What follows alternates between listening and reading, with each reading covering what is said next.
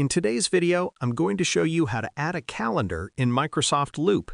Using a calendar in Loop is a great way to track dates, plan tasks, and manage schedules directly inside your workspace.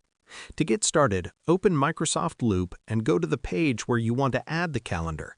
Click anywhere on the page to place your cursor. Now, type a / on your keyboard to open the Insert menu. From the list, look for Calendar. You can either select it from the menu or simply type Calendar and press Enter. Once added, the calendar component will appear on your page.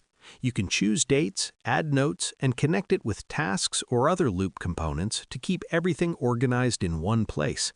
You can resize or move the calendar anywhere on the page to match your workflow, making it easy to plan and stay on track. That's it. This is how you can add and use a calendar in Microsoft Loop. If you found this video helpful, don't forget to like, subscribe, and turn on notifications for more quick productivity guides.